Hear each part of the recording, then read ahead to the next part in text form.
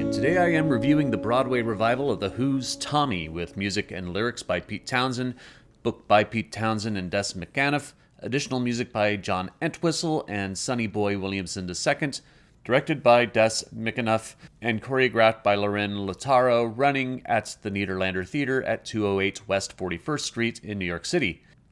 Don't leave me asking who are you, and become a patron on my Patreon page. Yeah, I know that's a song that isn't in a musical, but it's still a Who song. As a patron, you get access to exclusive content and help support this channel and my podcast, Yesterday's Matinee. I've also started posting my retro reviews and interviews. My 2016 review of In Transit and an interview from 2020 with former Goodspeed Musicals artistic director Michael Gennaro are already up. I'll leave a link in the description.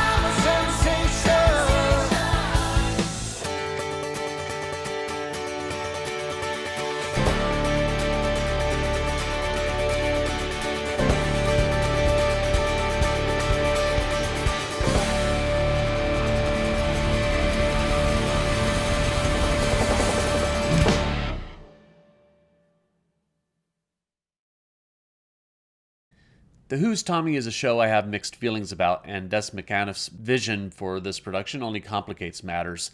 Based on the 1969 album by the band The Who, Tommy tells the story of Tommy, played by Ali Louise Bourgeois. My apologies if I mispronounced that. At the age of 4, Tommy, played by Cecilia Ann Popp and Olive Ross Klein in alternating performances, witnesses his father, Captain Walker, shoot and kill Mrs. Walker's new lover. Captain Walker had been reported missing in action and presumed dead during World War II, and has come home to catch her with someone new. Mrs. Walker is performed by Alison Luff. The trauma, coupled with his parents telling him that he saw and heard nothing and not to say anything, causes a psychosomatic block where Tommy becomes deaf, mute, and blind. This spirals into a lengthy period of abuse, sexually by his Uncle Ernie, played by John Ambrosino, and physically and mentally by his cousin Kevin, played by Bobby Conte. Once Kevin discovers Tommy has a near supernatural ability at playing pinball, he begins to exploit Tommy, who is now 10, played by Quentin Kusheba and Rhys Levine on alternate nights. Meanwhile, his parents attempt in vain to find a solution to Tommy's ailment.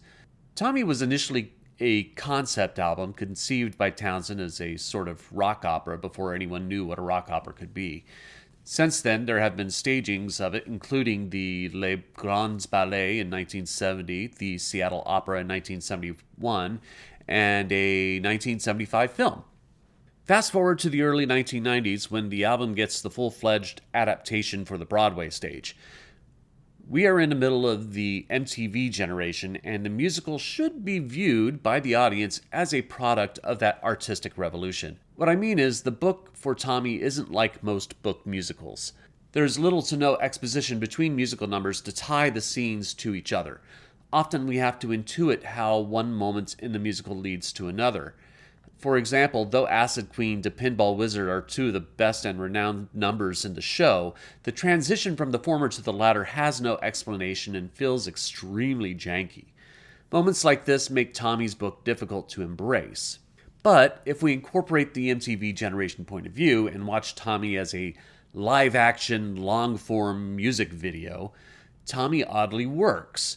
We allow ourselves to fill in the gaps between numbers as much as we can. This admittedly may not work for some audience members who aren't into music videos or this stylized sort of storytelling. Director Des McAnuff has incorporated a futurist element into Tommy's design with scenic designer David Korins, projection designer Peter Nigrini, and costume designer Sarafina Bush. There are digital displays projected periodically with digital readouts of heads, presumably Tommy's head specifically.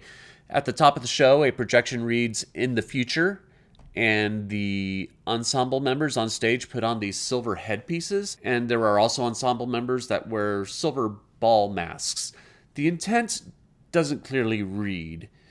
What future are we referring to? Our own future or Tommy's? I get that it is imagery reflecting Tommy's subconscious while he is in his trauma state and metaphorically representing the Tommy cult that forms in the second act, but where exactly in the future we're talking about, I'm not sure. I'd have been more intrigued by a futurist interpretation of the whole show if it was present through the whole production, or just get rid of the "in the future" projection. It feels like an attempt to let us know we're in a futurist vision, but it doesn't need to be spelled out. I think it only adds potential confusion.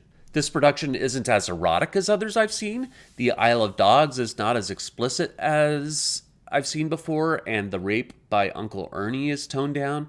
Considering the sensitivity to such things in our current culture regarding the sexual exploitation of children, I wholeheartedly approve of this change. This also results in a change regarding the ending and Uncle Ernie. I won't ruin it, but there is a significant change in how he is addressed in the second act and the finale, including cutting one of his numbers.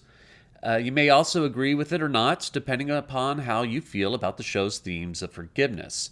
Personally, I'm okay with the change. The cast is a solid ensemble. Ali Louise Bourgeois gives Tommy a bit of a Pete Townsend inflection in his voice, which took some getting used to. John Ambrosino gives Uncle Ernie a nice bit of depth, projecting a tragic quality that, as an actor, I like, but I think some audience members will have difficulty dealing with.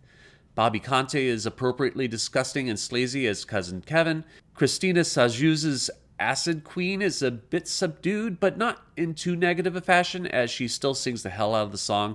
Granted, she is the Acid Queen, not the Heroin Queen, but that's a nitpick for the director, not her. Alison Luff is the standout as Mrs. Walker, who has a fragile demeanor throughout, almost ready to break like the mirror Tommy frequently gazes into while in his trance. Lorin Latarro's choreography is electric. Dance is very important here, as it is used to help not only accentuate the musical numbers, but also help bridge scenes. It doesn't always work like the aforementioned transition between Acid Queen and Pinball Wizard, but there are some beautiful balletic sequences, especially during the prologue while telling Captain Walker's story. I am also glad that she took a moment to make sure that the 4-year-old Tommy knows how to spot, because at one point Tommy is on someone's shoulders and being spun around. It's a smart precaution that I think lesser choreographers would have overlooked. This production of The Who's Tommy has its hits and misses. Though I like the intent of the futuristic imagery, I don't think it entirely works narratively. I like some of the changes for sensitivity, but I understand if others feel differently. The cast is solid with a standout performance by Alison Luff. It's still an electric show with an awesome rock score for the ages and maintains that historic live-action long-form music video style, which I think if you go into the show with that perception, it'll make a lot more sense and a lot more enjoyable. But I am only one man's opinion, so be sure to leave yours in the comments below. If you'd like to see The Who's Tommy, I'll leave a link in the description. Also in the description will be a link to my Patreon page. Check that out when you get a chance. You can also support my channel by liking, sharing, and subscribing, and click the notification bell to be alerted to future reviews. My next review will be TheaterWorks Hartford's production of Sanctuary City. Thank you for watching, and I will see you at the theater.